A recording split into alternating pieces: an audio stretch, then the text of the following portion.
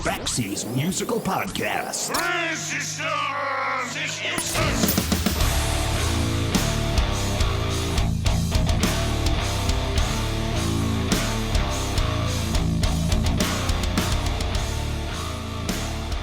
Hey, everybody, it's Bax, and thank you so much for coming back to Baxi's Musical Podcast. You know, for some people, the best music in the world can only come from the United States or Great Britain. Maybe Canada, but that's it. There are 193 countries in the world, and yet the only music that's worth listening to only comes from 3 places. The other 190 countries, forget about it. Except on the other side of the earth, you have Australia. And if the only thing you know about Australian music were AC/DC, the Bee Gees, and Olivia Newton-John, then you might be missing out on some of the most eclectic and fertile areas of the world for incredible music. Let me toss a couple names out for you. The Saints, Radio Birdman, Nick Cave and the Bad Seeds, Midnight Oil, In Excess, Hunters and Collectors, and one of my personal favorites, the criminally underrated Hoodoo Gurus. This is a situation where if you know, you know. The Hoodoo Gurus were a band that were a college rock radio staple back in the mid-1980s. They were a band that released a string of singles that were every bit as infectious as some of the best power pop songs anywhere in the world. Songs like 1983's I Want You Back from their debut album Stone Age Romeos, Bittersweet from their 1984 album Mars Needs Guitars, or one of their biggest hits, 1987's What's My Scene from their album Blow Your Cool. These were amazing songs from a stretch of incredibly great records. The Hoodoo Gurus wrote smart, lyrically interesting songs with incredible hooks. In fact, they're responsible for one of my favorite songs of all time, and we'll get to that during my interview with Dave Faulkner. The band has just released their first new album in 12 years, another great one entitled Chariot of the Gods. So as you can imagine, I am particularly excited to speak to guitarist, singer, and the primary songwriter of one of my favorite bands from Australia, Dave Faulkner from the Hoodoo Gurus on Baxi's Musical Podcast.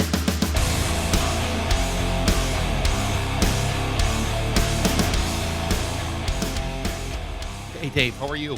Good, thanks. Back to having my breakfast. I'm almost thinking about going to bed. That's Yeah. So where are you again? You're in Massachusetts, right? In Massachusetts. What's the weather like today? Well, we're kind of flirting with some thunderstorms right now. So if everything goes blank, you know why. I'm at my sister's house. This is my spare bedroom. That's where I'm hiding out from the dog. So hopefully they won't be barking to interrupt our interview as well. I have to tell you, I'm so glad I got a chance to talk to you. I've been a big fan of Hoodoo Gurus for a long, long time, and I'm sure you get this. Cheers. I'm sure you get this constantly. Some middle-aged idiot comes up to you, shows you a copy of Stone Age Romeo. It's like a desperate fanboy, and I'm sure that's got to be a little embarrassing and whatever. Not at all. It's heartening because there's a lot of people that haven't heard of us. So we relish it when someone says they know what we're doing. Good. That's kind of why you're there.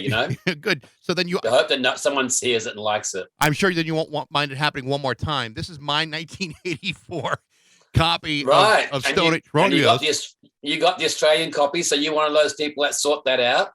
I did seek that out and never had a moment of regret about buying this. If I didn't literally play the living shit out of this record for the last 38 years, it would be worth $50 online on eBay. But in the condition that it's in these days, it's probably worth no more than half that. But it's a funny story about the cover. I guess you know what happened with the US label, right? Yeah. A&M.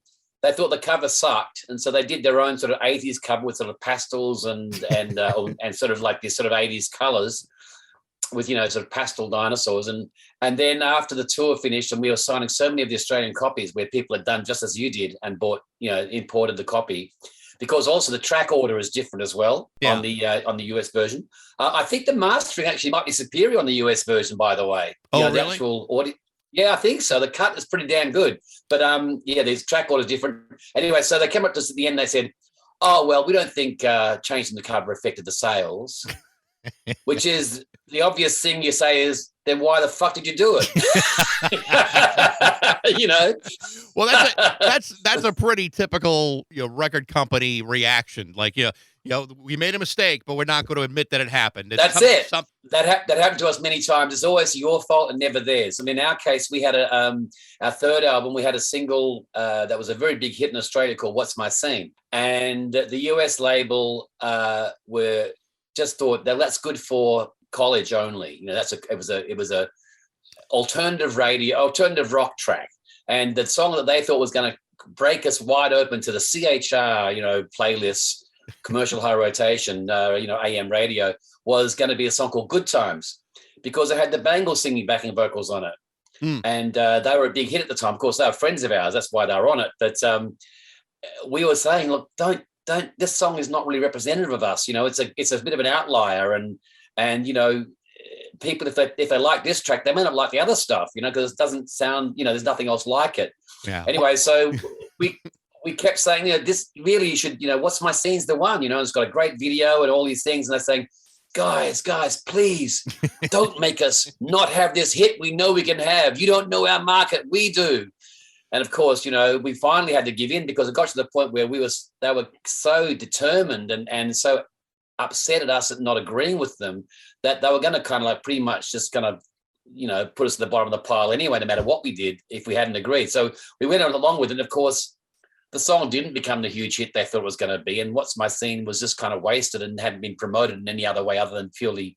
Yeah. And of course, it was like, well, those guys just weren't ready, Well, I mean, that kind of thing has happened all the time. And, I like, for whatever reason, Simple Minds is popping into my head. I mean, here's a band that was, doing their own thing and knew what they wanted to do. And it was the record company that said, no, you're going to record this song for a film soundtrack. And they hated it. And unfortunately, they were right. And the record company takes all the credit for making that decision.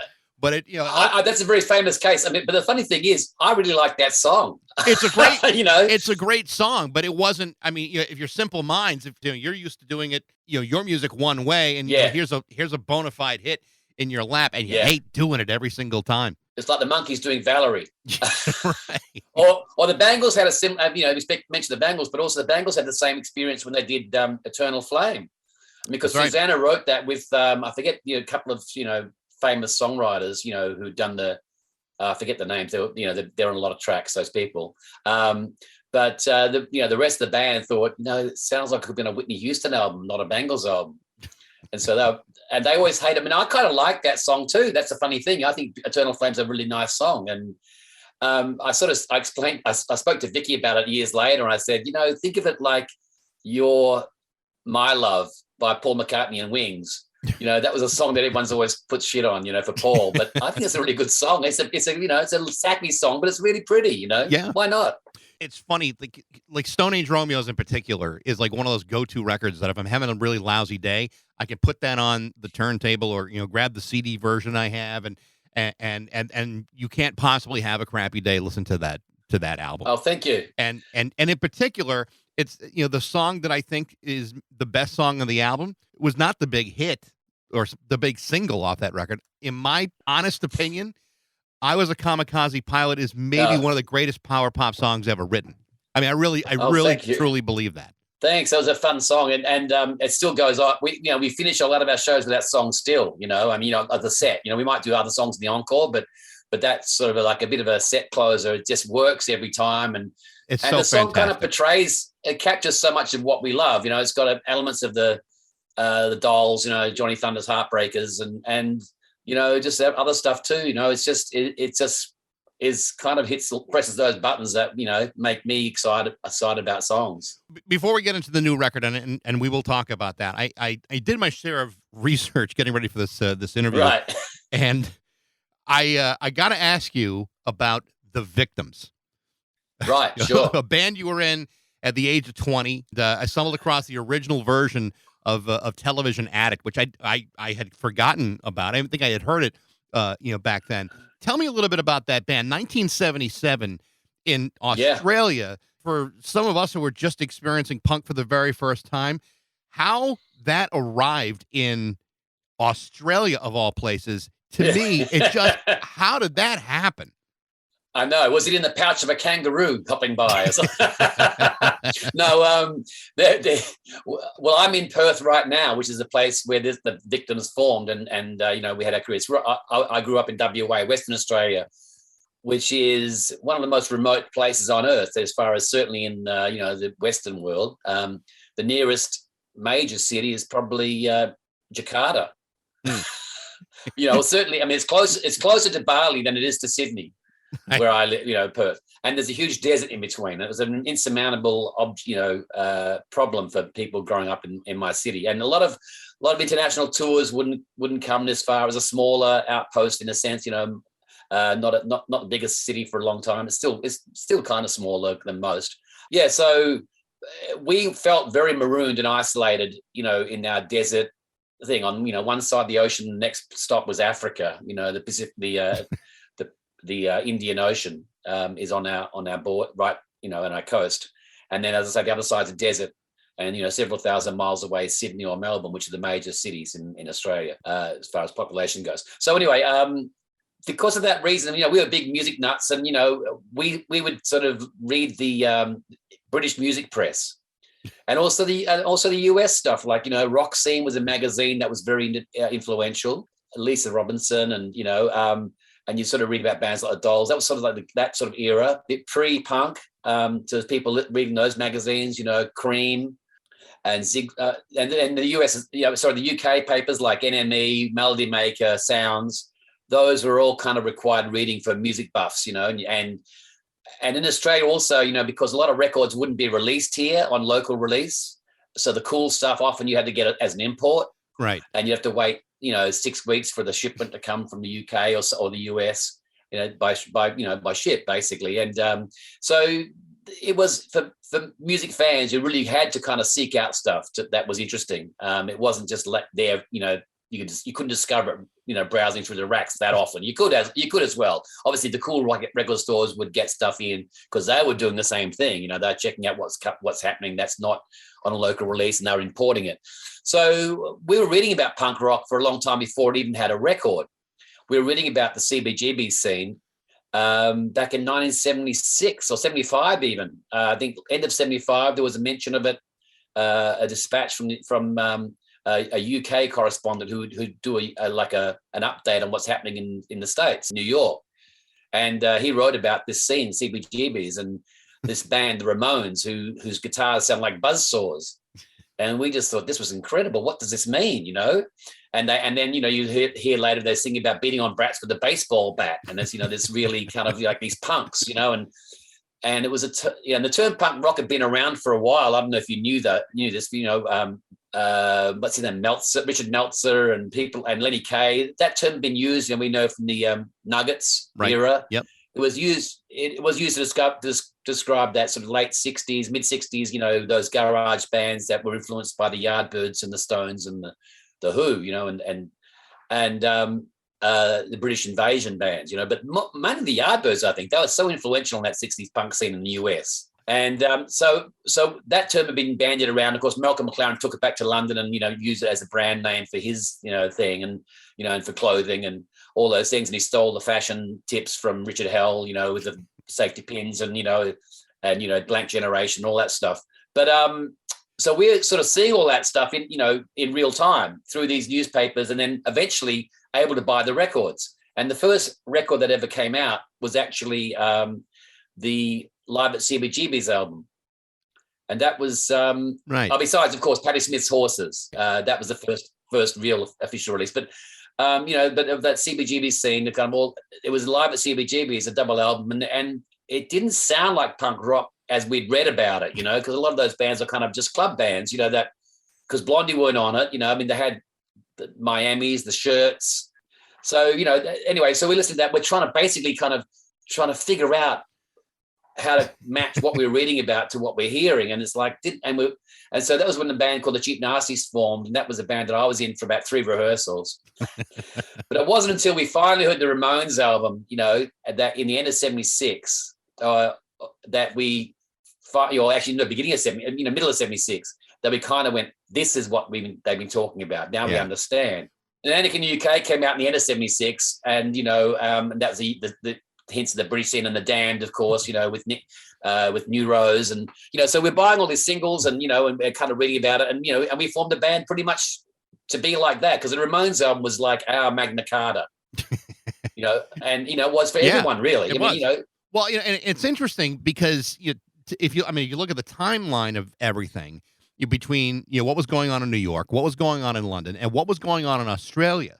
Yeah. The Saints and Radio Birdman almost precede some of those bands. So if they're getting the information from the Enemy or the Melody Maker, they did a pretty damn good job studying up on things. Oh yeah, well, Saints' first album is a masterpiece. And Birdman are fantastic. Birdman, of course, went back to the pre-punk. That's where they were influenced by Blue Oyster Cult, which they don't talk about so much. But also, of course, the MC5. That's so much an influence on Radio Birdman. And then the Saints, of course, got it from the Stooges, let's be honest, and, that's where the Ramones got it too, and the Ramones, mixed the Stooges with the Beach Boys and Bay City Rollers, and they got, that sound, and T-Rex as well. Everyone loved glam rock. That was, just like all the English fans are all Bowie fans and Roxy Music fans before they became punk, before they became Pistols fans, So there was something in the air already, this sort of rebellious, outrageous fashion sense, and also we're not the mainstream, we're doing something else, and that was kind of already there. And bands like Birdman and Saints, of course, they were tapping into that energy already. I was a bit younger than them, only by a couple of years, but I was also a bit less well-educated. It took me another, I didn't get into the Stooges and the MC5 till I started listening to punk and realized this is a band that mattered to all the bands I loved. That's how I found it, And also James Baker, he was a couple of years ahead of me, and he was very much into that stuff, and the Dolls was his favorite band of all time. And, he went to the US in 1976, end of 75, early 76. So he was there and he saw the Ramones, he went to New York, saw the Ramones, basically got his hair cut like Dee Dee straight away. I always thought it was Brian Jones he was copying, because he had the Beatles suit as well, with the skinny tie, which was very ahead of the curve as far as that stuff goes. And then James went to London and he was sort of singing the Pistols, and he's hanging out with the bands. He had an audition to play drums for the Clash. Yeah, they wanted him to join, but he had to come back to Australia. So he'd been away from almost a year. So James came back to Perth going, what the hell am I doing here in this backwater? And, and he was forming a punk group, out of the music he'd been listening to. Independently of him, we were all doing the same thing through the records we were hearing on, and reading about.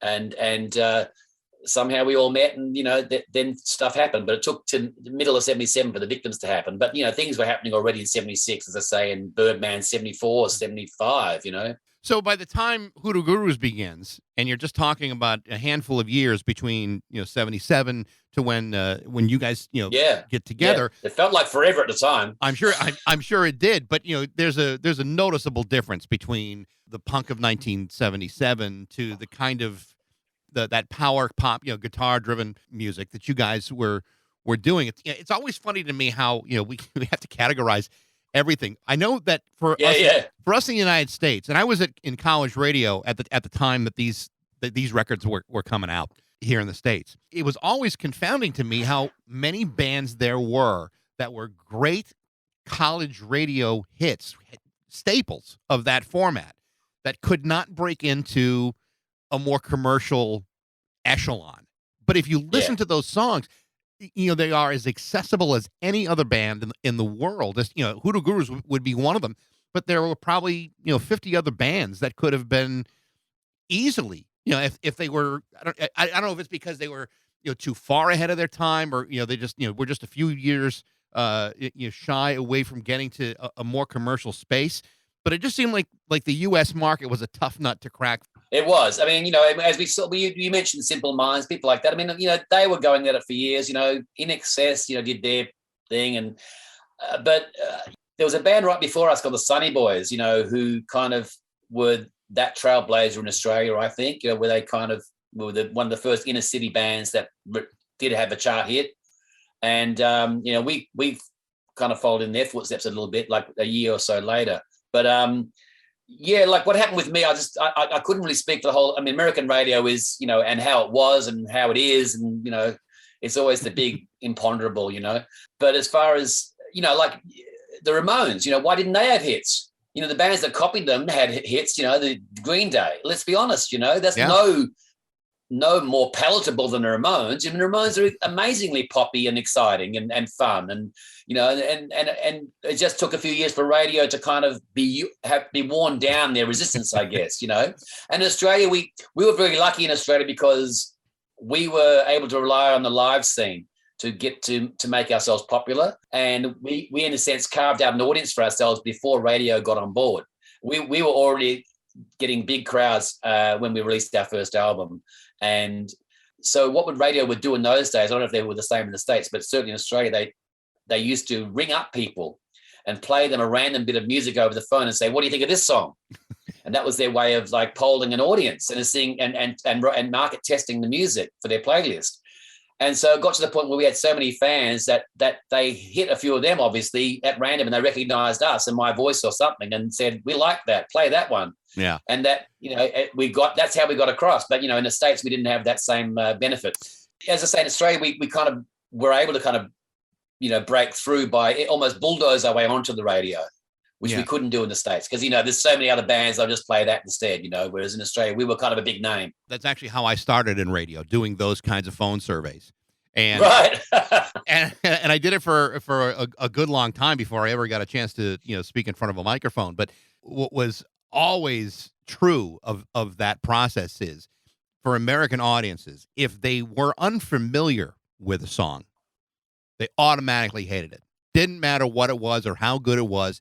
They didn't like it. And like a perfectly good example would be, so Guns N' Roses was a major, major hit in 1986, I think it was.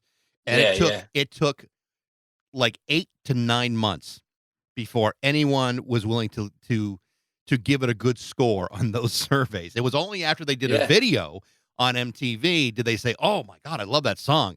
And we would continue to test it. It's like the familiarity of music is really something that Americans just can't get past. If I don't know it, it can't be good. The unknown is dangerous. That's what made punk so dangerous for people. There were families that were torn apart because their kid, the kid wasn't a drug addict. He wasn't flunking out of school, but he had a punk haircut and had the Sex Pistols album, and that was enough to almost disown a child back then. Well, I've got to say that's kind of what we're trying to do, by the way, in punk rock. And as I explained about us being disaffected, isolated teenagers or in Perth, that's very much something we embraced, and the fact we didn't want to relate to the culture around us. We wanted to rebel and be different and be basically shunned because we shunned them back, right.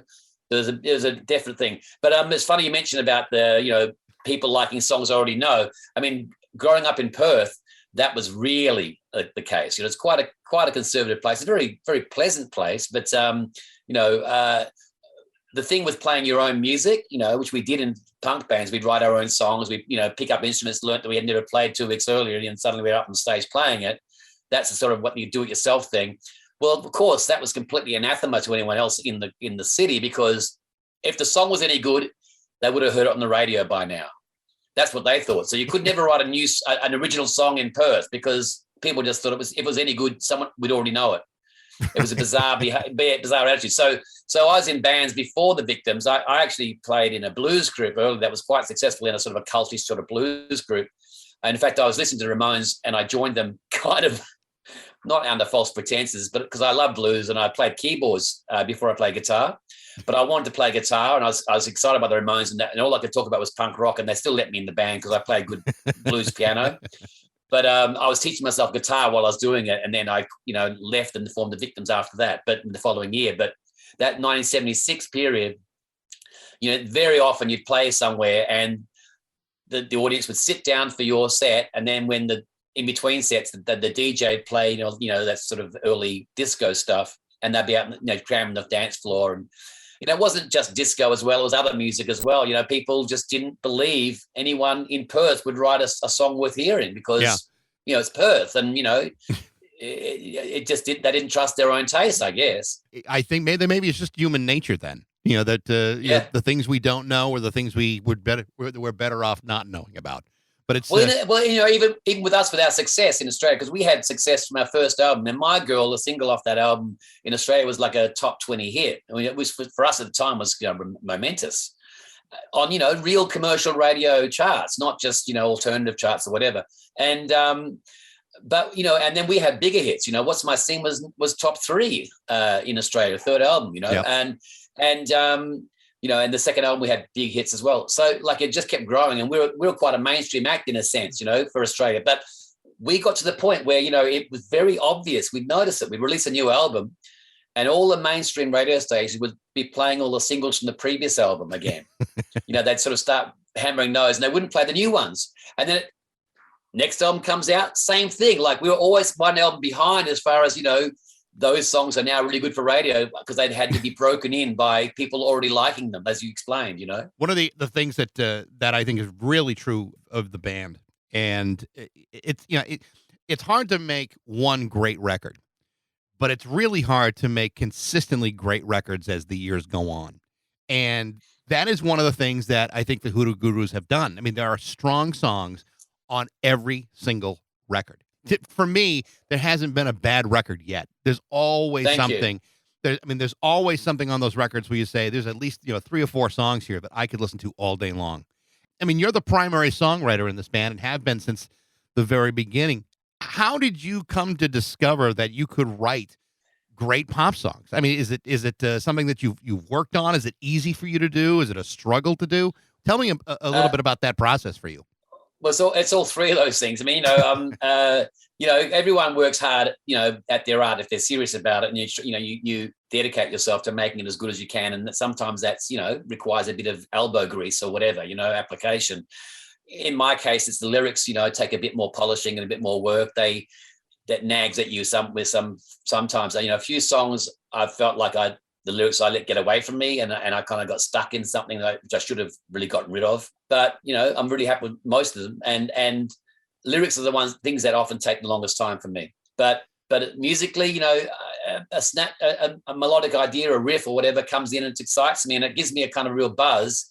And that's the only way I can tell. It's like a gut feeling, a reaction I get, and the endorphins, whatever, and I get that rush. And the only thing is, if you could write a song with that, that thrill, but it's when you come back to it, and if the song, like, after a few days later, or even the next day, if you can come back to it and you still get the same rush, then there's something going on with this one. Because sometimes, you can get in the moment and you feel really excited. I'm writing a great song now. This is our next hit single. I've had that once or twice, and then listen to it and then get in the rehearsal room, and it absolutely doesn't work at all. It's horrible. Other songs you kind of write, oh, this is kind of a bit of fun, a bit left field for the band, but we'll give it a shot. And then somehow it gels, and it becomes sort of greater. So you can't, really predict. And I gave up trying. I just write the songs in front of me that I like, and I'm just lucky in the sense that I relate to strong melodies and stuff with a bit of energy. That's the thing that comes from punk rock. And I grew up in this 60s. I'm an old man now, and so a lot of that stuff was music that inspired me then, still does, and that sensibility I got from listening to the Beatles and Stones and whatever, it still percolates through, and I guess that is a commercial sort of music because it's people it's got flavor is what I think. But if I was someone who wrote classical music or folk music, I mean that'd be just as valid. But I probably would have to anticipate having a less successful career touring. I mean, maybe not. Maybe I'd be like on circuits making a fortune as a in demand folk singer. But it just happens that I've done rock and roll and I've played in that sort of market in a sense, and I'm good at it, and it works for me. But it's not something I can't target the songs. I can't write them to a direction. And, you write a song, and sometimes I've written a song where I thought, like, for example, the song Bittersweet on our second album. When I wrote that song, it was, to me, like a real departure because this is quite a serious song, and it was kind of a bit more somber than anything on the first album. And, it was kind of writing a sense like turning away from what we'd done on the first album. And I thought, there's no way the band will play this, and 2, that anyone will like it. But, but I still had to write the song because it just was the song excited me. And I Want It being a great song for you guys. Funny thing, it did screw us up with the first record company, because there's a guy there, the A&R department, who said Bittersweet's fantastic as a single.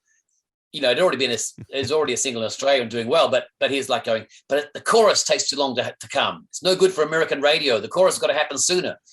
And so he goes into the studio and he completely re-edited the song.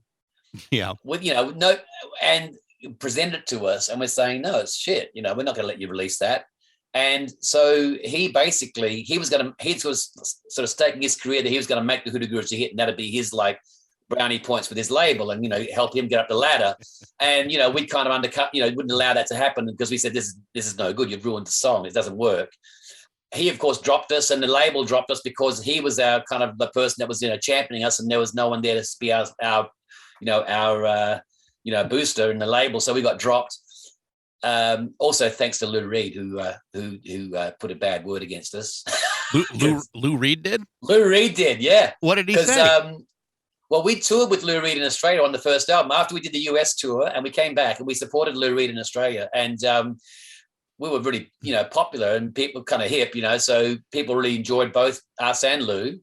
And we related very much to Lou. I'm a huge Lou Reed fan, and Velvet Underground, you can hear on the new album, there's a huge overt influence there on one of the songs. Yep.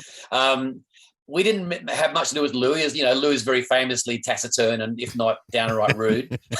And we were. But after the tour finished, he'd done a tour with another band from North Carolina called the Swimming Pool Cues.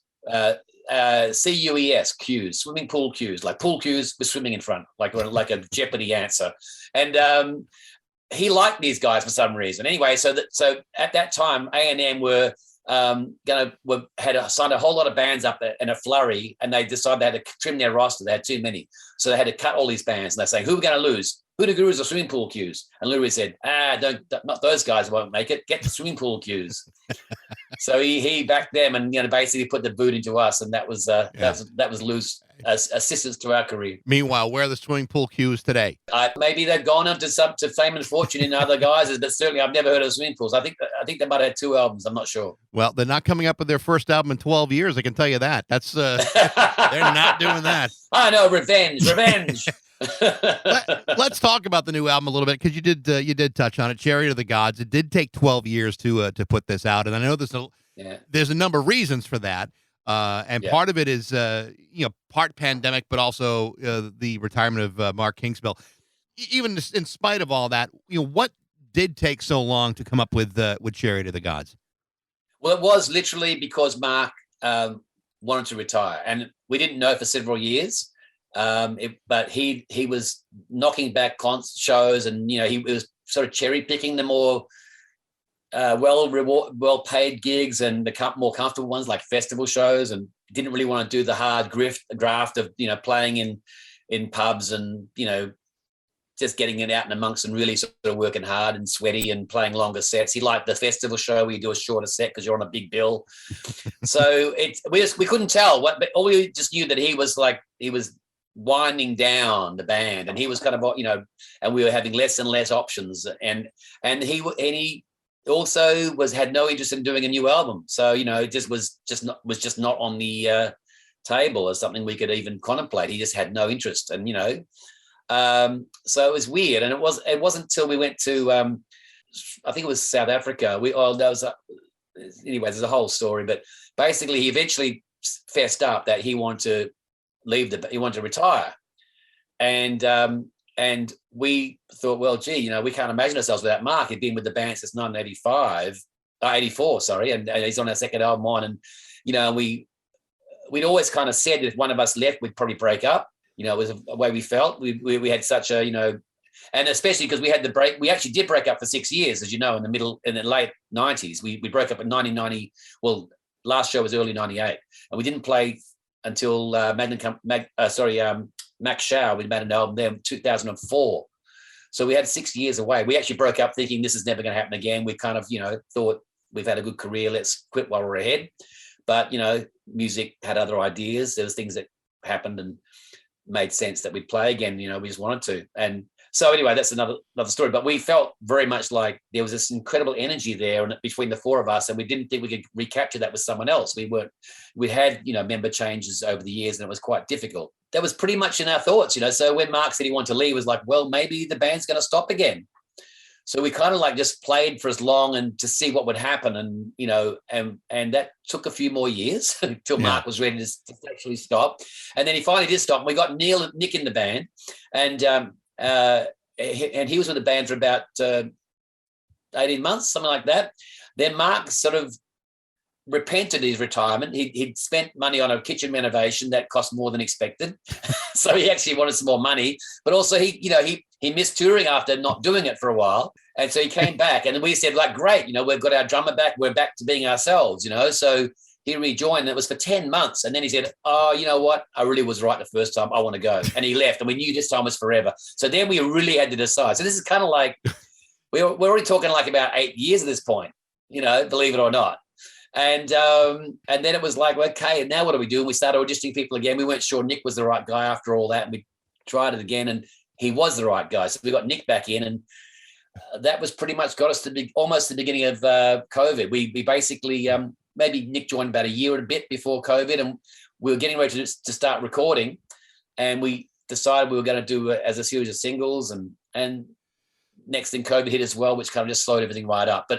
But basically, that was the reason. Purely and simply, Mark left the band, and we didn't know if we should continue. Now, did Mark at least have the wherewithal to at least show you what the kitchen looked like after the renovations? I don't think I've ever seen that damn kitchen since really? then. No. I would think if he's putting out like this, the least he could do is offer you dinner or something like that. Well, we're grateful. I mean, it was a long, horrible process in many ways, and it kind of was, for a long time we were just really, not sure what we had.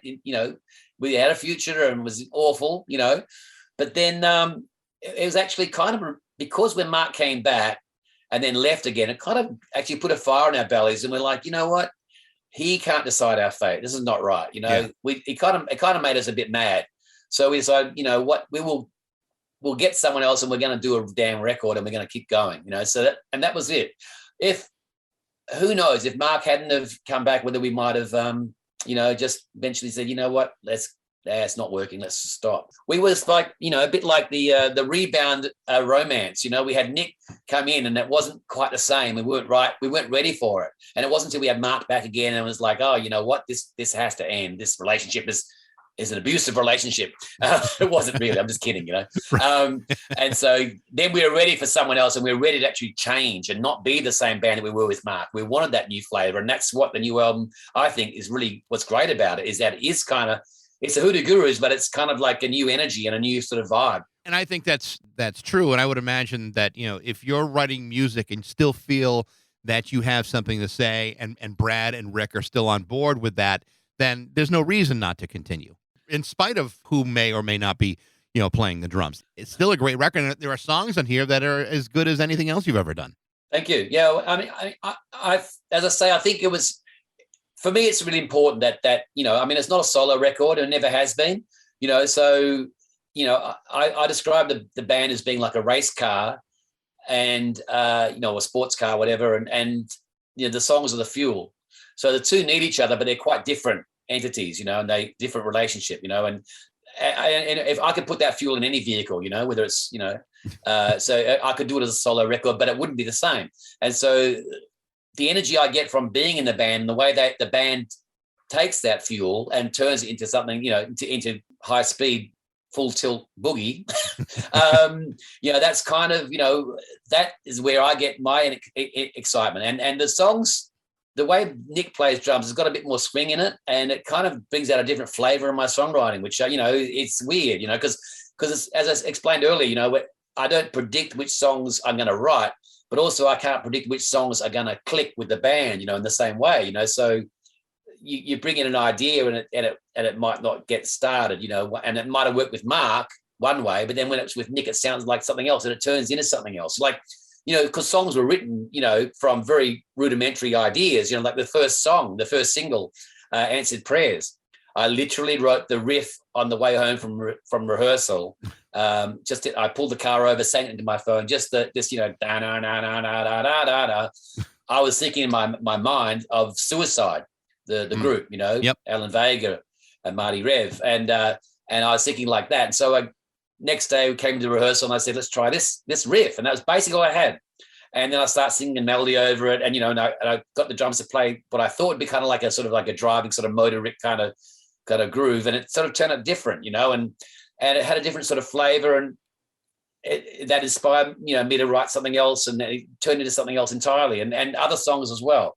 So it's the chemistry in the band that kind of energizes me too, and as I say, it brings out certain characteristics in my songs, and in this case, that I feel are a different facet of my writing to what I did with Mark.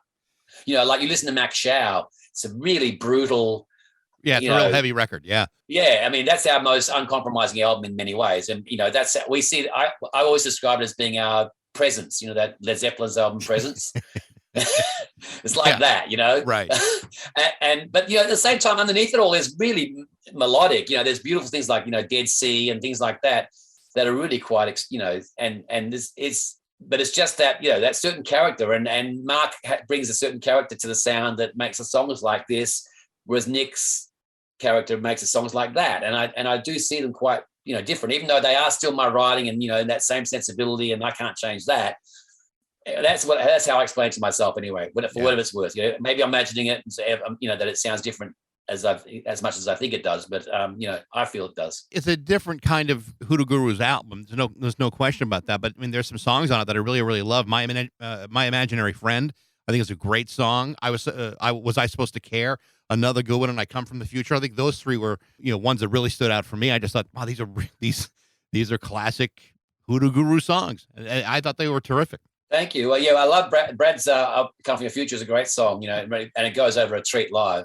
Like the songs in there. I love the song "Don't Try to Save My Soul." To me, that's my kind of ballad of John and Yoko. I've written the story of my life in a song. Or certainly the story of my musical life. Yeah. No, actually, it's more than that. It's got more than that. It's kind of the story of my emotional life as well. But like it's that's something I on this album, I've done a little bit more than on many albums, I think, where I've been a little bit more overtly personal in some of the songs. Mm-hmm. Every song is personal. It's always your perspective, and sometimes you're writing about a sort of a global, like something that's external to you, or something that's very specific to your life, but you try to make it in a way that other people understand it. So there's always this separation between outside and inside is always moot. But in this case, a lot of the stuff's very much specific to things that have been happening to me in the last few years. And that's in it. Some people almost hear it as a concept album for that reason, because there's a certain thread in some of the songs that connects to each other emotionally. You mentioned that you have been playing live. How's the reaction been to the new record? Or are people, again, unfamiliar and they don't want to hear it? And then that's the song they go to the bathroom for. Oh, no, it's true. But, these songs have been striking the chord straight away. We've never had a, feeling of like a dead spot in the set from them. Obviously, we do have a problem in Australia because we are such a well-known band that there are certain songs that have become, hit singles and part of people's lives, where there's a very broad audience that, many of them would only know, say, 6 songs, but those songs they really want to hear. So, we know that, but, it's, as I say, the songs work in terms of the way we operate as a band. They just sound like great Hoodoo Guru songs, and we play them, and they don't, and the energy doesn't flag at all.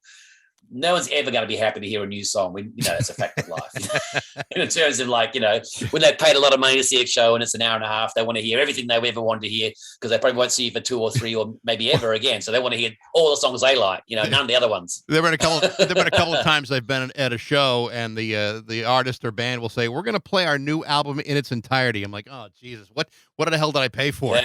Yeah, exactly. I've done it myself. I saw Bob Dylan at Jazz Fest in New Orleans, and he played a few songs, and the third song I think was "Stuck Inside a Mobile" was one of my favorite songs of his, with the Memphis Blues again, that song. And and then he said, "And now I'm going to play this one." And it's from his new album, and I'm like, I'm not sure about this one. And it wasn't because I don't think it was because I was, being prejudiced. I just don't think that song was very good. I mean, he's written some great songs, on his every album, but there's been some albums that actually were a bit low, overall a bit tepid, and I think this is one of those ones. It was, anyway, so I went off to see someone else that time, which is pretty poor, but I've seen Dylan again, and it was a brilliant concert. It was, a lot of new songs. We played in Sydney a few years ago, and he luckily he did a little. He had a spare night when he was in Sydney, and he said, "Oh, you know what? Let's put on a show." And he booked a small theater, a bit like the Beacon in New York. Oh wow! So it's like that size, yeah, 3,000 seater, and got tickets for that amazingly, and it was a fantastic show. And he could have played 5 hours. I would have been totally happy. It was that good. Are you guys? Is there any talk or any discussion about taking coming to the States for a period of time? When do you expect that? Yes, early next year. We're discussing dates right now. We're looking at probably May. So yeah. So like your spring, I guess. And that's our plan. We're going to go to Brazil first, we hope, and then to the States, and and then to Europe. Like we'll probably come back for a month to Australia or two, and then go to Europe at the end of summer. Yeah, so that's the plan. Well, I hope I get a chance to see you guys again. It'd be a great chance to see you for a second time. Well, after unfortunately having to cancel through COVID, we canceled 3 times. There were 2 delays, and then the third time we just canceled. We should have canceled the first time. Really, it was horrible the way it happened. Our agent said, "Look, this will be over in a couple of months. Just, don't cancel the tour. Just postpone it." So we did that, had to postpone it again. And then the third time was like, postpone it. Come on, postpone it. Like, no, we can't. We just got to cancel. It's not fair, Yeah. So the third time we had to cancel it. Well, I can't wait. I can't wait to see you when you do come around. The name of the album is Chariots of the Gods. It's a really, really strong record. And Dave, it's a real pleasure to talk to you. So thank you so much for taking the time today. Thank you, Baxi. Look forward to seeing you guys soon. Very good. Thanks, Dave. Appreciate it. Cheers, mate. Bye. Bye-bye now. Again, the name of the new record is Chariot of the Gods from the Hoodoo Gurus. Thank you so much for listening. I hope you enjoyed it. If you did, like it, share it, tell all your friends about it. Give it a good review, too. You can email me at bax@rock102.com. I'd love to know what you think. And thanks again for listening to Baxi's Musical Podcast.